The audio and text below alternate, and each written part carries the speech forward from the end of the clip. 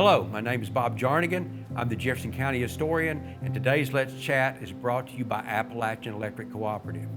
Our landmark site today is Douglas Dam, and we'll be exploring the storied history of this landmark and how it fundamentally changed the trajectory of Jefferson County and East Tennessee in general. In my opinion, today's topic represents a set of historic events having one of the greatest impacts on the lives of the people of Jefferson County: the arrival of the Tennessee Valley Authority and the formation of AEC. The formation of the cooperative was a beautiful picture of how a group of people, farmers and those who lived in remote locations, came together for the greater good of their community to make life better and easier. It was a unification of the American people, of laborers, business people, and farmers rising up with a spirit of determination and hope.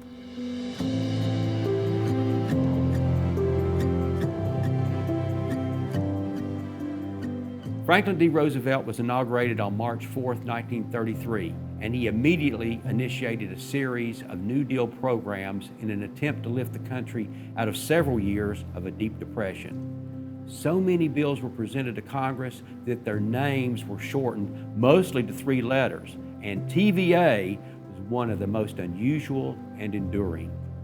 Some of the earliest electric power in Jefferson County was being produced privately by individuals using generators powered by diesel engines or by cascading water to supply limited electricity to folks living in the more populated areas.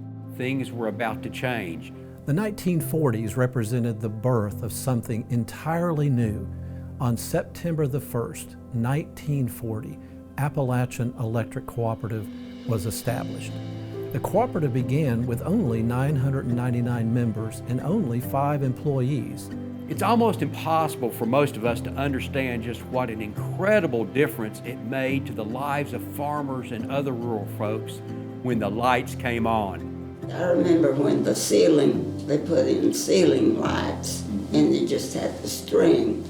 I remember that we didn't have to fill up the oil lamps anymore. The first thing we got was a hot plate, and boy, that was just like heaven. We raced home to see who got to pull that string the first time, that piece of chain.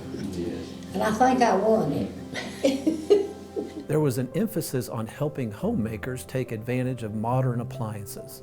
AEC assisted their members with finding helpful ways to use electricity in their homes and on their farms. Members would gather together to learn how to use their appliances.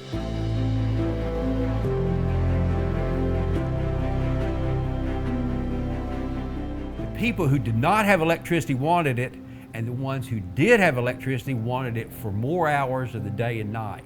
As early as 1936, there was a report to Congress that a TVA dam on the French Broad River should be constructed to provide for the complete and effective navigation and flood control on the Tennessee and Mississippi rivers, but construction of Douglas Dam was deferred because it would flood some of the best agricultural land in the area and impact a sizable canning industry.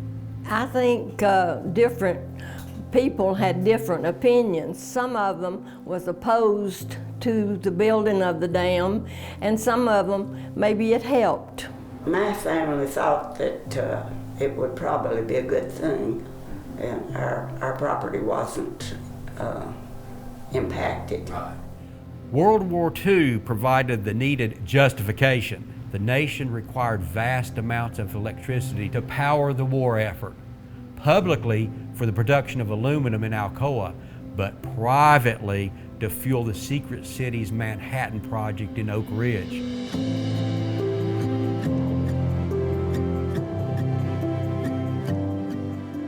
Here we are now in the midst of what was once an active community called Oak Grove, situated along the banks of the French Broad River.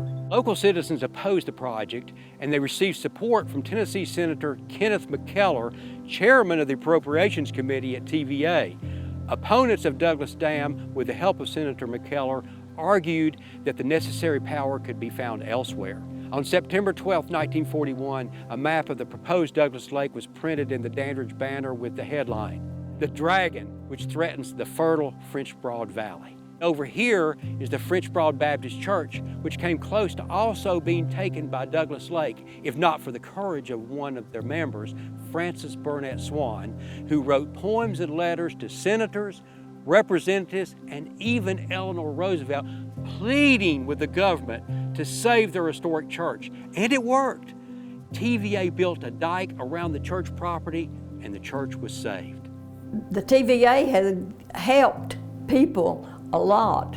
They would have had no jobs or out of work and whatever. And so the TVA's been one good thing to help people. Well, most of my family supported it, and all my neighbors that lived around, because I always heard my dad and mom say during that time that a lot of their people would have probably about starved to death. We were in the Great Depression at that time, and it provided jobs.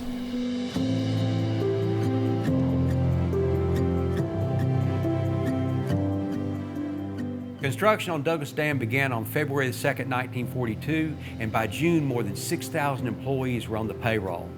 The project was completed in 1 year and 17 days, a world record. The dam is 202 feet high and is 1,705 feet long. The cost of the project was $45 million. The lake is 43.1 miles long and has 555 miles of shoreline. The majority of the shoreline on Douglas is privately owned due to TVA's extensive use of flood easements instead of an outright purchase of land. The purpose of using flood easements was probably twofold. One being the speed with which TVA needed to move on this project, and the other purpose being to help convince the residents who were resisting to give up their fight, since they would still own their land. And as the lake receded during the fall and winter months, they could still use the land. My daddy's, I guess, stepbrother or half-brother, but he sat out there when the government officials come to him, and he sat out there with his shotgun and said they weren't taking his house. And this went on for probably, maybe even a month, and he finally gave it up and took their offer. Most people in Jefferson County with property along the French Broad River thought they would one day get their land back. The widespread use of flood easements on Douglas resulted in the unusual use of right of reversion clauses in future deeds. An example is found in a 1973 Jefferson County property deed for land on Douglas Lake, which ends with this statement: provided that in the event Douglas Dam is destroyed or dismantled, the property below elevation 1007 shall revert to the party of the first part or their heirs and assigns.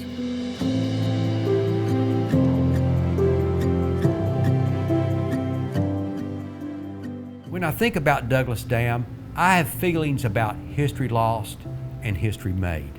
Valuable river bottom farmlands, 525 families displaced, businesses, mills, stores, churches, schools, whole communities such as Oak Grove and Shady Grove forced to relocate, as every building that was standing below the level of the new lake had to be moved or destroyed. Growing up in Dandridge, the lake has always been a thing of beauty and enjoyment for me. One time, me and my sister-in-law decided we wanted to walk over to where the water level was. And we got so far and married up in the mud to our knees, so we had to leave and go home. But it was just really something to see.